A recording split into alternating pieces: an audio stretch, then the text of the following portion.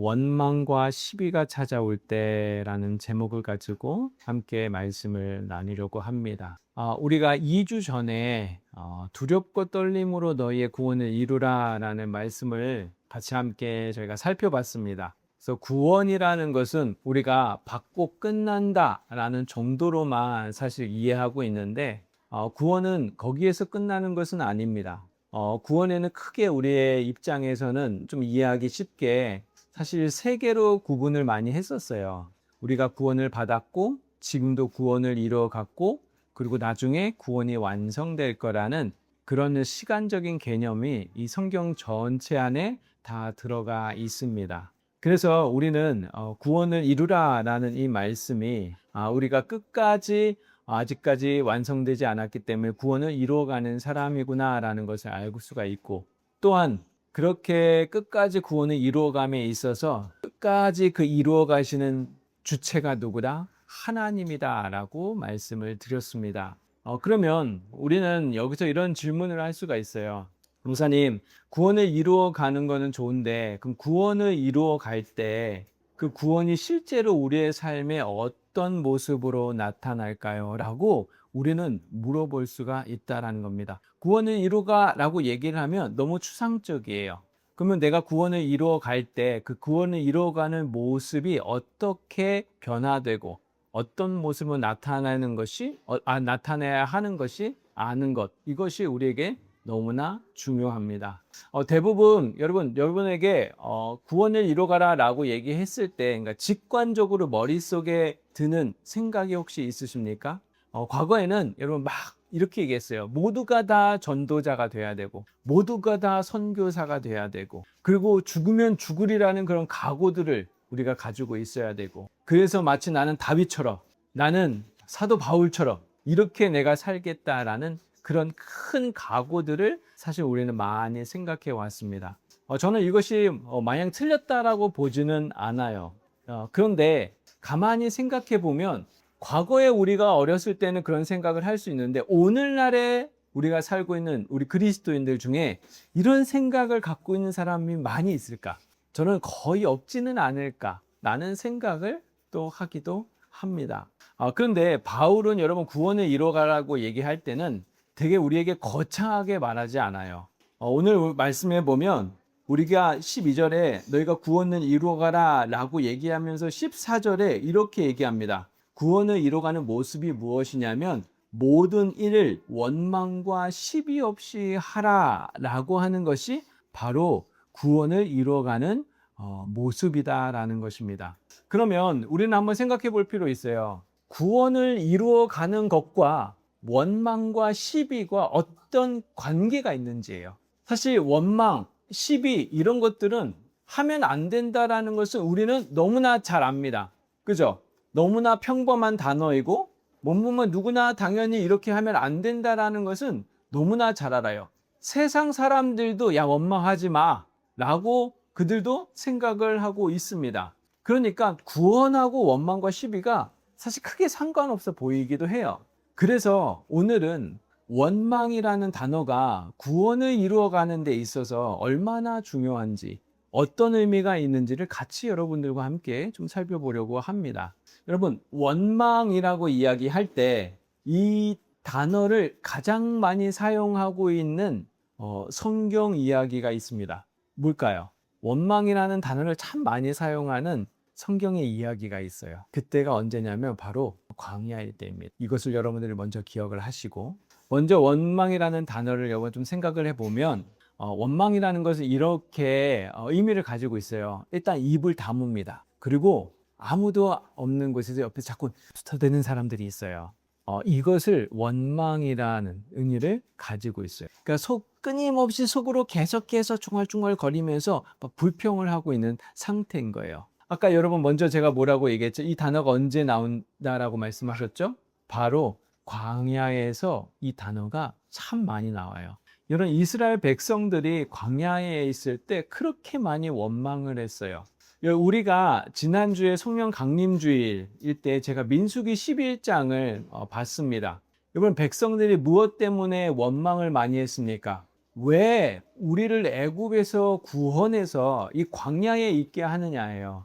애굽에서 먹었던 고기, 그 부추, 오이, 이게 나는 더 좋다라는 거예요. 그래서 차라리 내가 여기서 죽을 바에는 그 애굽에서 죽는 것이 더 낫다라고 그들은 이야기를 합니다. 그러니까 어떻습니까? 그러니까 모세도 이게 감당할 수가 없는 거예요. 이런 불평들을. 그러니까 하나님 앞에 가가지고 막 불평하는 겁니다. 그런데 여러분, 바울은 이 이야기를 단지 과거의 이스라엘 백성 이야기만으로 생각하지 않고 있어요. 오히려 그것을 가지고 와서 이것이 우리가 봐야 할 교훈이고 본보기다라고 이야기를 합니다. 그래서 고린도전서 10장 10절에서 11절 말씀에 이렇게 이야기합니다. 그들 가운데 어떤 사람들이 원망하다가 멸망시키는 자에게 멸망하였나니 너희는 그들과 같이 원망하지 말라. 그들에게 일어난 일은 본보기가 되고 또한 말세를 만난 우리를 깨우치기 위하여 기록되었느니라. 그러니까 구약에 이러한 말씀이 기록된 이유가 뭐냐면 그들이 원망을 했을 때 어떠한 일이 벌어졌는지를 보라는 거예요. 그것을 보면서 너희들이 그걸 본보기 삼아서 너희들은 그렇게 하지 말라라고 지금 사도 바울이 이야기를 하고 있는 겁니다. 원망이라는 것이 여러분 얼마나 무서운 건지, 얼마나 하나님 앞에 죄악된 것인지를 우리는 볼 수가 있다는 겁니다. 여러분 한번 이스라엘 백성들을 한번 생각해 보셨으면 좋겠어요. 애굽에서 때를 엄청나게 받았어요.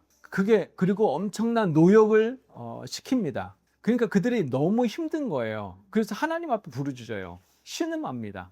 근데 그런 부르짖음을 듣고서 하나님이 아브라함과 약속했던 그 약속의 내용을 기억하셔서 그들을 구원하기 시작을 했던 거예요. 그러니까 이미 애굽에서 엄청난 고통이 있었던 거예요. 힘듦이 있었어요. 그러니까 하나님께서 그것을 기억하시고 아브라함과 맺은 언약을 기억하시고 그들을 구원해 낸 거거든요. 이제는 광야로 갔을 때는 그들에게는 없어진 것이 있습니다. 채찍이 없어요. 노역이 없습니다. 이제 자유인이 된 거죠. 그런데 그들이 그렇게 구원을 했을 때 가장 먼저 섰던 곳이 광야였어요. 광야는 여러분 채찍은 없지만 사실 안전한 곳은 아니에요. 그러면 물어볼 때 과거에는 안전했냐? 과거에도 사실 안전하지는 않았습니다. 여러분 광야라는 곳은 먹을 것도 없고요, 마실 것도 없어요. 사막이니까, 그런 땅이니까. 그래서 여러분 하나님께서 어떻게 이스라엘 백성들을 이끌어 오셨냐면요, 여러분 사막은 낮에는 엄청 뜨겁고 밤에는 엄청 추워요. 그러니까 낮에는 하나님께서 불기둥으로, 밤에는 구름 반드입니다. 낮에는 구름 기둥으로, 밤에는 불기둥으로 그들을 지키시는 거예요. 먹을 것이 없으니까 만나와 메추라기를 주시고, 그리고 물도 없으니까 물도 주시고, 그러니까 이런 식으로 하나님께서 그들을 이끌어 오셨어요. 그러니까 생각해 보십시오. 그들은 노역하지 않아도 하나님이 다 지금 제공하고 있어요. 물론 광야라는 그곳이 아무것도 의지할 수 없고 아무것도 볼 수 없는 환경이기 때문에 그들이 불평할 수 있고 불만할 수 있지만 하나님이 계속해서 그들에게 채워주고 있다는 것을 우리는 볼 수가 있습니다. 그러면 이스라엘 백성이 광야에서 해야 될 일은 뭐냐면 과거에 있었던 것을 바라보면서 이제는 내가 노역하지 않아도, 내가 고통받지 않아도 하나님이 우리를 이렇게 지켜주시는구나. 그리고 그들이 광야에서 끝나는 것이 아니라 가나안 땅이라는, 젖과 꿀이 흐르는 땅이라는 그 약속을 하나님께서 하셨기 때문에 우리는 그날을 바라보면서 하나님을 의지하면서 믿음으로 걸어가는 것, 그것이 이스라엘 백성들이 광야에서 해야 될 일이었습니다.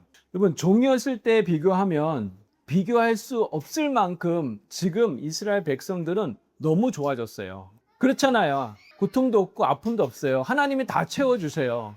그러면 얼마나 좋습니까? 그런데 광야에서 그들이 한 말은 무엇이냐면 애굽에서 먹었던 생선, 오이, 고기, 이게 생각난다는 거예요. 그래서 심지어 차라리 내가 애굽에서 죽었으면 좋겠다라고 그들이 이야기를 하고 있습니다. 여러분, 그들은 자유도, 하나님께서 나에게 모든 것들을 베푸신다는 것, 동행하신다는 것 자체를 광야에서 전혀 지금 보지 못하고 있어요. 지금 나에게 당장 필요한 것, 지금 내가 과거에 누렸던 어떤 고기들, 오이들, 그런 것들을 계속해서 그들은 떠올리고 있다는 거예요. 그러니까 하나님이 지금 어떤 일을 하시는지는 그들은 보지 못하고 옛날에 좋았던 것, 그것만 지금 그리워하는 마음으로 그들의 마음 가운데 계속 원망을 키워가고 있다는 사실을 여러분들이 꼭 기억하시기를 바랍니다. 우리도 여러분 그리스도인이 되었고 난 뒤에 분명히 우리에게 좋아진 것이 있어요. 부족하지만 그래도 내가 하나님 앞에 설 수 있다는 그런 믿음도 생기고, 과거에는 하나님이 몰랐기 때문에 하나님 말씀대로 내가 살지 않았지만 그래도 지금 조금이나마 하나님의 말씀에 순종하는 그런 모습도 나에게 나타나고, 그 우리 안에 하나님께서 함께 하신다라고 약속하셨고 내 인생을 하나님께서 책임지시겠다라고 하나님께서 우리에게 말씀하셨고, 모든 것들을 하나님의 손으로 이루신다라는 그런 약속이 우리에게 부여되었다라는 거예요. 그런데 동시에 우리가 하나님 밖에 있을 때 누렸던 것들이 있습니다. 이제는 그것들을 내가 내려놓아야 할 것들도 우리 안에 있다라는 거예요. 여러분, 교회에 안 나왔을 때 주일에 뭐 하셨습니까? 쉬었죠. 편합니다. 주일에 내가 쉬는 날이니까 뭔가 평일에 할 수 없었던 것을 내가 누릴 수도 있습니다. 이런 것들을 어떻게 보면 우리가 예수 안에 들어옴으로 인해서, 내가 교회 안에서 예배 드림으로 인해서 내가 놓아야 해야 될 것들이 우리 안에도 있다라는 거예요. 문제는 평소에는 괜찮은데 우리의 삶에 여러분 광야 같은 순간이 딱 찾아오잖아요. 그러면 자꾸 우리는 과거의 것을 떠올리기 시작한다는 겁니다. 하나님이 주신 자유, 하나님이 주신 은혜, 이런 것들은 우리가 보지 못하고 하나님 밖에서 그래도 그것은 좋았다라고 하는 것들을 계속 우리는 그리워한다라는 거예요. 그것을 그리워하면 그리워할수록 여러분 우리 마음에는 불평과 불만과 원망이 계속 생기기 시작을 합니다. 그래서 그리스도인에게 원망한다라는 것은 하나님이 주신 은혜, 하나님이 말씀하신 자조, 믿음, 이 모든 것들을 다 잃어버린 상태가 바로 원망의 상태라는 거예요. 이미 과거보다 많은 것들을 우리에게 주셨음에도 불구하고 그 은혜를 보지 못합니다. 내 손에 쥔 것은 항상 부족해 보이고 남이 가진 것은 항상 커 보여요. 그러니까 자족하지를 못해요. 여러분, 그리고 어려운 일이 발생을 했을 때 하나님이 나를 이끄신다라는 것, 과거에도 끊임없이 어려움이 있었고 문제가 있었고 그럼에도 불구하고 계속해서 그때마다 하나님이 나는 그때는 느끼지 못했지만 이끌어오고 나를 이렇게까지 붙들어 오셨음에도 불구하고 또 내 안에 여러분 어려움이 생겼을 때는 하나님에 대한 신뢰마저 내려놓는 이런 것, 이것이 바로 원망이라는 안에서 일어나고 있는 우리의 모습이라는 거예요. 그래서 여러분, 내 삶이 더 나아져도 10년 전보다 내 삶이 더 나아져도 원망은 사라지지 않는 겁니다. 여러분, 이스라엘 백성처럼 과거를 여러분들이 그리워하고 있는 것이 혹시 있으십니까? 여러분들에게는 그것이 무엇입니까? 뭐 때문에 여러분에게 원망이라는 것이 여러분들의 마음 가운데 계속 생겨나십니까? 그것이 시간입니까? 돈입니까? 휴식입니까? 자유입니까? 아니면 사람입니까? 그런데 여기서 우리가 한 가지 더 봐야 될 것이 있어요. 여러분, 이스라엘 백성들은 광야에서 일부러 애굽의 고기를 떠올리려고 노력한 건 아니라는 거예요. 광야에서의 그 결핍들, 그러니까 과거에 누렸던 것들의 그 결핍이 자동으로 계속해서 그 기억을 떠올리게 만들고 있다는 거예요. 그러니까 우리도 마찬가지예요. 여러분, 우리에게는 사실 이스라엘 백성들처럼 그런 광야의 삶을 살진 않잖아요. 그들이 없었던 것이 우리에게는 있습니다. 그게 뭐냐면요, 스마트폰입니다. 여러분, SNS는요 구조적으로요 비교를 통해서 그 불만족을 생산하도록 설계되어 있어요. 그래서 알고리즘은 끊임없이 남이 누리는 것을 계속해서 우리의 눈앞에 가져다 줍니다. 다른 사람이 경제적 자유를 통해서 여행을 하고 있는 모습, 그리고 더 많은 것들을 성취하고 있는 그런 모습, 그리고 우리 가정이 얼마나 행복한지를 보여주는 그 행복하는 가정들. 여러분, 이스라엘 백성들이 광야에서 계속해서 그 애굽을 기억했던 것처럼 우리는 스마트폰을 통해서 원망하기 좋은 그런 환경 속에서 계속 우리가 살아가고 있다는 거예요. 그들에게는 애굽이라고 한다면 우리에게는 스마트폰이 되는 것입니다. 그래서 여러분, 원망이 올라올 때 왜 나는 이렇게 믿음이 약할까? 나는 왜 이렇게 자꾸 원망하고 싶지 않은데 원망하고 불평을 할까? 라고 스스로 먼저 자책하기 전에 먼저 여러분들이 어떤 환경 속에 내가 놓여져 있는지를 보셔야 돼요. 내가 원망이 올라왔을 때 무엇 때문에, 어떤 것이 나에게 들어왔기 때문에 원망이라는 것이 생기거든요. 불평이라는 것이 생기고 불만이라는 것이 생겨요. 그것이 무엇인지, 그것이 실제로 내 안에서 그냥 나오는 건지, 아니면 다른 정보를 통해서, 다른 시선을 통해서, 다른 소리를 통해서 내가 그것이 발생하는 건지를 여러분들이 보셔야 된다는 거예요. 만약에 여러분들이 그거를 보지 못하면 나는 그것을 계속 받고 있는데, 나는 계속 광야의 삶 속에서 애굽을 계속 바라보고 있는데, 그것을 알지 못하면 결국 내가 원망하고 싶지 않아도 계속 우리는 원망하게 되어진다라는 것입니다. 따라서 여러분들이 여러분들의 자신의 습관들, 여러분들이 갖고 있는 어떤 모습들을 항상 살펴보는 저와 여러분 되시기를 바랍니다. 여러분, 이렇게 원망이 들어오면 10이라는 것이 우리에게 열매를 맺기 시작을 해요. 이 10이라는 것은요, 우리 마음 속에서 계속해서 그런 따지고 있는 그런 마음들이 있어요. 그러니까 논리적으로 나 자신을 계속 합리화시키는 그런 모습들이 본질이고, 그 본질이 나타나는 것이 다툼이 되는 것입니다. 그래서 10이라는 것은 이런 거와 같아요. 우리가 재판장인데 내가 판사의 자리에 있는 겁니다. 그리고 피고석에다 누구를 두냐면요, 하나님의 섭리를 둬요. 그리고 난 다음에 왜 하나님 나에게 이런 상황을 허락하셨습니까? 불공평합니다. 불합리합니다. 왜 내가 이렇게 어려움을 겪어야 됩니까? 왜 나만 이래야 됩니까? 왜 나만 저래야 됩니까? 왜 나만 이렇게 해야 됩니까? 왜 내가 저 사람처럼 안 됩니까? 라고 하면서 하나님을 피고석에 두고, 내가 재판장에 두고, 그리고 하나님 앞에 이야기하는 것, 따지는 것, 이것이 10이에요. 그러니까 원망이 우리 안에 들어오기 시작을 하면 우리는 논리적으로 계속 따지는 그런 마음들이 우리 안에 계속 생기기 시작을 한다라는. 여러분, 솔직히 우리가 한번 가만히 생각해 보면 우리 시대는 이렇게 우리에게 이야기하고 있어요. 네가 느끼는 감정이 옳은 것이다. 틀린 것이 아니다. 원망이 오면 원망도 그게 옳은 것이고 당연한 거다. 그리고 마땅한 것이구나 라고 우리에게 이야기를 합니다. 그리고 내 삶에 내가 전문가라고 생각을 하는 거야. 나는 나 자신을 누구보다 잘한다. 내가 주인인 거고, 내가 내 자신의 관리자다라고 생각을 합니다. 그것을 계속 주입하고 있어요. 그러니까 이것을 여러분들이 인식을 하려면, 이 사람들이 나에게 무슨 말을 하는가. 여러분들이 갖고 있는 이미 모든 문화가, 여러분들이 넷플릭스에서 보는 영화 같은 것들이, 그런 것들이 다 주입되어 있어요. 여러분들이 그거를 인식을 하지 못하면 그거를 볼 수는 없어요. 그냥 그런가 보다, 그게 맞다라고 우리는 생각을 합니다. 그런데 계속해서 그것을 지금 주입을 하고 있다는 거야. 그렇게 되면 순간 우리는 어떻게 반응하기 시작하면 내 판단이 옳은 것이고, 내가 느끼는 감정이 옳은 것이고, 내 욕구가 반드시 충족되어야 된다라는 생각이 우리 안에 계속 채워지기 시작을 해요. 그러면 이러한 사고를 가지고, 이러한 것을 우리가 세상에서 영향을 받고 교회에 딱 와요. 그러면 교회에서는 여러분 이렇게 영향을 받은 것들이 다르게 나타날 거라고 생각하십니까? 그렇지 않아요. 그 방식대로 교회를 바라보고 교회를 생각하기 시작을 한다는 겁니다. 그러면 우리가 교회를 바라볼 때 어떻게 바라보게 될까요?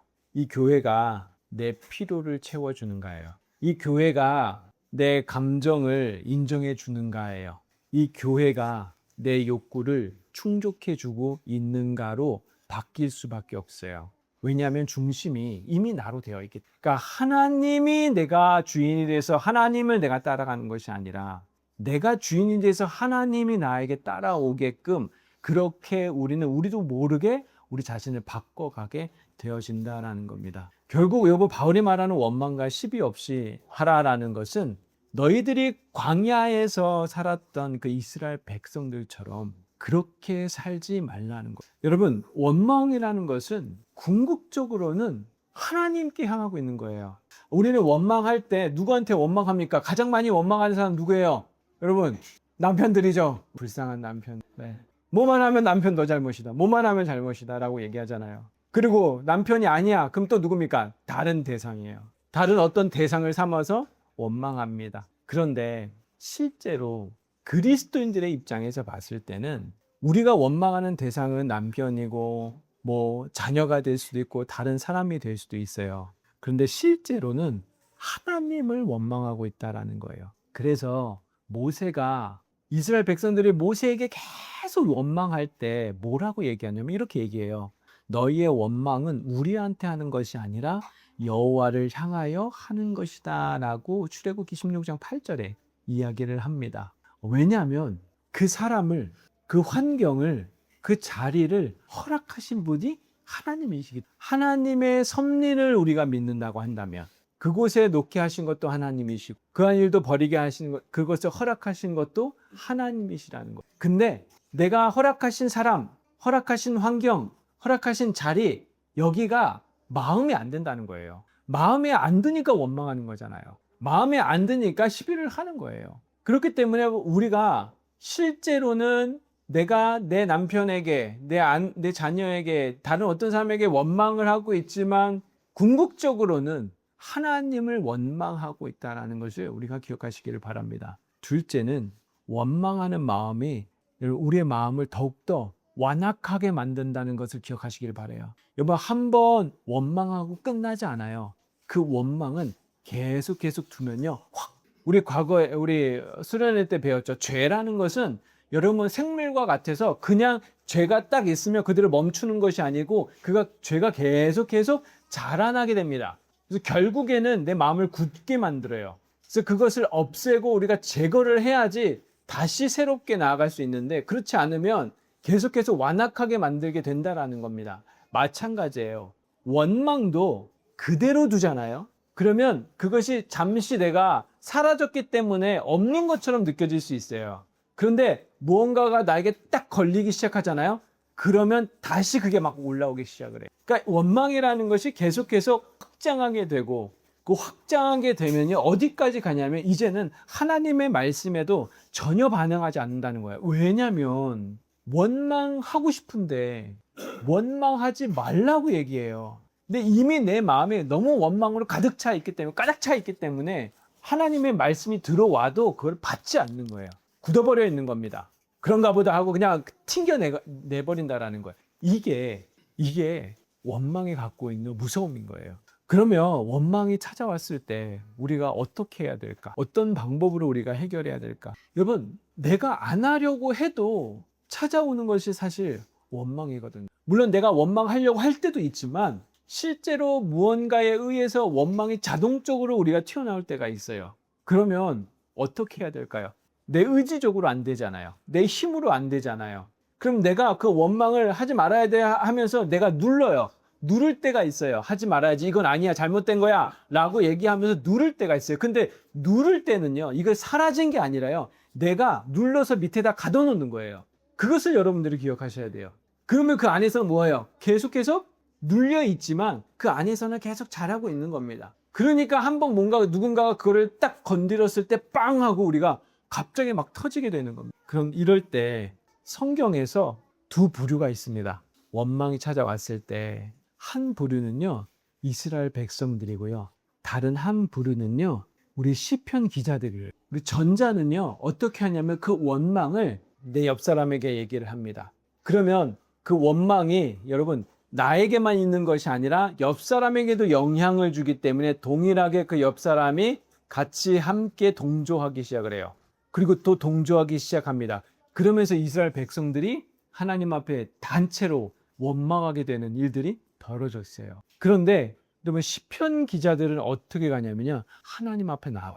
그리고 하나님 앞에 온갖 불평불만을 당합니다. 그리고 하나님 앞에 왜 나한테 이런 일이 벌어졌냐고 와서 하나님하고 같이 얘기를 해요. 그렇게 내가 하나님 앞에 나와서 기도하고 부르짖고 또 하나님 앞에 때로는 내가 원망하기도 하고 그러면서 그들이 다시 하나님께로 돌아오는 그리고 그래서 시편에 보면요. 맨 마지막에는 항상 하나님 맞아, 하나님을 신뢰합니다. 하나님을 찬양합니다 하면서 끝나요. 끝에는 항상 중간에 원망도 있고 불평도 있고 불만도 있어요. 하지만 하나님 앞으로 가서 다시 하나님 앞에 회복되는 그런 일들이 벌어진다라는 거. 그래서 여러분, 어떤 사람은 사람에게 불평하고 어떤 사람은 하나님께 붙는다라는 거. 그래서 여러분들이 그런 마음이 생길 때 내가 저 사람한테 원망을 한다고 해서 해결되진 않아요. 그것이 여러분, 당장 내 감정이 해소되는 것처럼 보여도 결국에는 그것이 우리 안에 남아있습니다. 그러면 우리는 어떻게 해야 되는가? 하나님 앞에 나아가야 되는 거예요. 하나님 앞에 나아가서 여러분들이 기도하세요. 하나님은 외면하지 않으세요. 원망을 사람에게 들고 가면은 그거는 시비가 돼버려요. 그런데 하나님께 들고 가면 그것은 기도가 된다는 것을 여러분들이 기억하시길 바랍니다. 그래서 여러분, 원망이라는 것은 결국은 하나님의 은혜를 잊어버린 상태에서 온다고 말씀을 드렸어요. 내가 하나님 앞에 나아가서 기도하고 하나님 앞에 나아가서 이야기하고 하나님 앞에 나아가서 부르짖고. 여러분, 기도할 때 제가 우리 금요 기도회 때도 말씀을 드렸는데, 기도할 때 여러분 아주 말을 잘할 필요도 없어요. 내가 고통스러운데 무슨 말을 할 수가 있어요? 내가 너무 힘든데 여러분 기운이 없는데 무슨 하나님 앞에 가가지고 아주 정결한 문장을 써서 아주 잘 말할 수 있겠어요? 그냥 울 수밖에 없을 수도 있어요. 왜요? 힘이 없으니까, 너무 힘드니까, 고통스러우니까, 아프니까. 때로는 내가 한 말을 똑같이 하나님 제발 살려주세요, 하나님 제발 어떻게 해야 돼요? 라고 계속 반복할 수도 있어요. 왜냐하면 그것밖에 할 수 있는 말이 없으니까. 기도라는 것을 그렇게 하나님 앞에 나아가서 내가 나의 마음을 쏟아붓고, 그리고 하나님이 주시는 그런 말씀들, 하나님이 주시는 은혜를 다시 한번 내가 채워 넣어서 그렇게 내가 다시 나아가는 것, 그것이 여러분 기도가 된다는 것을 기억하시기를 바랍니다. 그러면 여러분들은 왜 원망 없이 살아야 될까요? 왜 원망을 하면 안 돼요? 왜 시비하면 안 됩니까? 그것은 여러분 하나님께서 여러분을 흠없는 자녀로 나타내기를 원하시기 때문에 그렇습니다. 그래서 우리 15절에 너희가 흠이 없고 순전하여 어그러지고 거스르는 세대 가운데 하나님이 흠없는 자녀로 세상에서 그들 가운데 빛들로 나타내시며, 그러니까 여러분들이 흠없는 자녀로서 세상 속에서 나타나기를 원하시기 때문에 그래요. 여러분, 어떠한 부모도 자녀가 세상 속에서 흠이 없기를 바라지 흠이 있기를 바라지 않아요. 여러분, 아이들한테 왜 교육하죠? 야, 이렇게 하면 안 돼, 저렇게 해야 돼, 이렇게 해야 돼. 왜 우리가 가르치죠? 안 돼 해도 괜찮아. 세상 속에서 이 아이가 흠 있는 아이가 되고 싶지 않기 때문에 그래요. 좀 잘했으면 좋겠고, 좋은 아이로 자랐으면 좋겠고, 세상 사람들로부터 와, 너 정말 괜찮다라고 인정받는 아이들가 됐으면 하는 마음 때문에 우리가 아이들한테 가르치거든요. 마찬가지예요. 하나님도 우리가 그렇게 되기를 바라신다는 거, 그렇게 나타나기를 바란다는 거, 그런 존재가 되기를 하나님이 우리를 만드셨고, 우리를 불러주셨고, 우리를 하나님의 자녀 백성으로 삼아주셨기 때문에 그렇게 원망과 시비로서 살아가지 말라라고 우리에게 이야기를 하는 것입니다. 사랑하는 성도 여러분, 우리는 어그러지고 거스르는 세대, 그런 시대에서 우리가 살아가고 있어요. 여러분, 점점 세상은 갈등으로 계속 심화될 겁니다. 왜 갈등이 계속 심화되는지 아십니까? 왜냐하면 이제는 각자 자기의 기준과 자기의 판단과 자기의 생각으로 세상이 살아가고 있기 때문에 그래요. 나 다르고 너 다르고 얘 다르고 얘 달라요. 과거에 우리는 하나의 공통점을 가지고요, 그 공통점을 시선을 그곳에 두고서 그래 이게 옳아라는 그 중심 핵이 있었어요. 근데 그 중심 핵이 사라져 버린 거예요. 너도 옳고 얘도 옳고 쟤도 옳아요. 얘도 옳고 얘도 옳는데 얘랑 반대의 입장을 갖고 있어요. 다 달라요. 이렇게 되면 갈등이 일어날 수밖에 없어요. 공통점이 없으면 계속해서 갈등이 생깁니다. 그래서 여러분, 갈등이 생기니까 나라에서는 어떻게 합니까? 뭘 만들어요? 법을 계속 만드는 거예요. 법이 많아지면 많아질수록 그만큼 심화되고 갈등이 계속 생겨나고 있다는 증거이기도 해요. 서로가 갈등이 생기면 원망하고 시비하는 것이 계속 많아질 수밖에 없어요. 그러니까 이러한 세상 속에서 그리스도인으로서 보여줄 수 있는 모습이 원망과 시비가 아닌 감사와 평안을 누리는 것. 이것이 세상에서 보여줄 수 없는 그런 모습이 우리의 모습이라는 것을 여러분들이 기억하시기를 바랍니다. 여러분, 원망의 반대는 감사죠요. 시비와 다툼의 자리가 반대는 기쁨과 평안입니다. 여러분들이 세상과 다르게 그것을 보여주세요.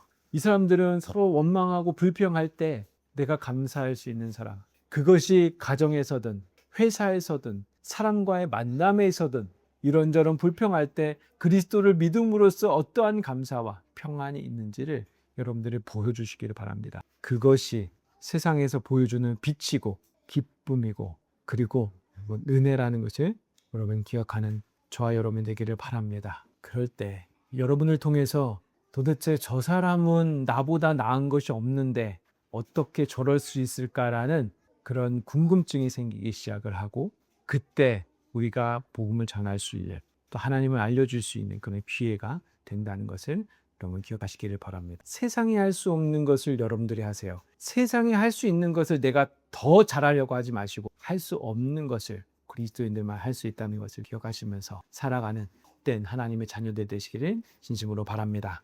말씀을 맺도록 하겠습니다. 우리 성도 여러분, 처음에 제가 던졌던 질문을 혹시 기억하십니까? 하나님이 우리 안에 이루시는 구원이 실제 삶에서 어떤 모습으로 나타날까? 너무 큰 것이 아니라 원망이 올라올 때 하나님 앞에 들고 가는 것, 그리고 그 원망을 내가 감사로, 시비를 평강으로 그렇게 흠없는 자녀 나아가는 것, 그것이 흠없는 자녀의 모습이고 구원을 이루어가는 방식이라고 말씀하셨습니다. 그러니까 여러분, 피곤하더라도 힘들더라도 여러분들이 쉬자, 그리고 딴 것으로 내가 이거를 돌리자라고 생각하지 마시고 안 되면 기도하시고 혼자 기도가 안 되면 같이 기도회로 오셔서 기도하시면 저와 여러분이 되시기를 바랍니다.